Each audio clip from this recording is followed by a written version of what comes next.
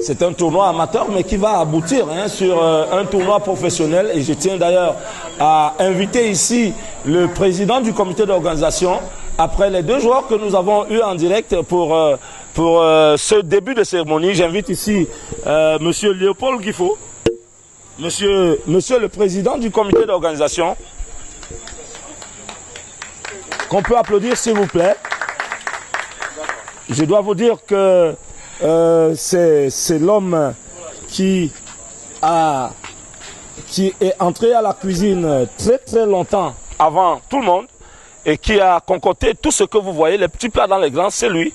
C'est un perfectionniste. Il veut que les choses se mettent à leur place à temps. Et Dieu seul sait combien les membres du comité d'organisation ont souffert, n'est-ce pas, sous la vigueur de ce monsieur. Alors bonsoir monsieur, comment vous portez-vous aujourd'hui, jour de première célébration avec les joueurs pour cette récompense que vous avez souhaité avoir? Déjà, je voudrais dire un bonsoir à tout le public ici présent, à nos invités spéciaux, aux joueurs pour la qualité de leur performance. Je salue déjà nos derniers compétiteurs qui sont encore tout en sueur, qui sortent des coups à peine et qui sont encore tout en sueur, en leur remerciant pour leur performance. Ils n'ont pas été perturbés malgré la délocalisation impromptue.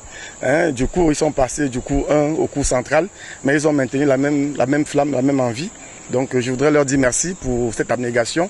Effectivement, bon, vous le disiez tantôt, nous sommes aujourd'hui en train de lancer une cérémonie qui va se perpétuer tout au long du tournoi. Il s'agit pour nous de célébrer la compétence, le mérite, la ténacité, parce que nous nous sommes dit, en réalité, il y aura des vainqueurs, il y a des lauriers qui sont prévus pour les joueurs, mais à un certain niveau de la compétition seulement. Il faudra par exemple pour les seniors atteindre les 16e de finale pour prétendre à une prime. Il faudra pour les vétérans se classer peut-être demi-finalistes pour prétendre à une prime.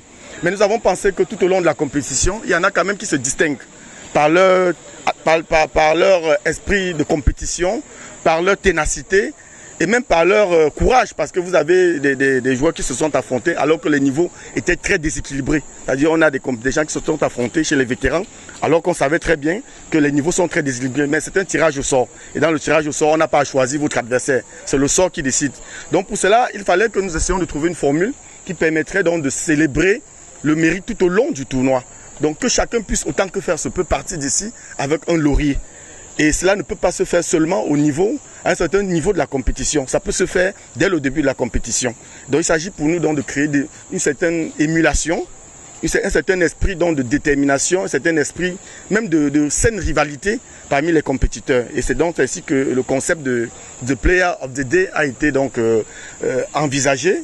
Et nous sommes aujourd'hui en train de réaliser donc la première cérémonie de remise de diplômes. Il s'agira de diplômes. Peut-être qu'avec le concours de bienveillance sponsor, on pourra y adjoindre des lots. Mais pour l'instant, il s'agit d'un diplôme qui témoigne de la reconnaissance du comité d'organisation à un joueur qui s'est particulièrement distingué au cours de son match. Nous célébrons le joueur, nous célébrons aussi le match du jour. Parce que nous avons jusqu'ici une série d'environ 5 matchs par jour. Et nous avons des matchs qui sont vraiment des matchs références. Nous pensons qu'il faut également marquer ces matchs d'un certain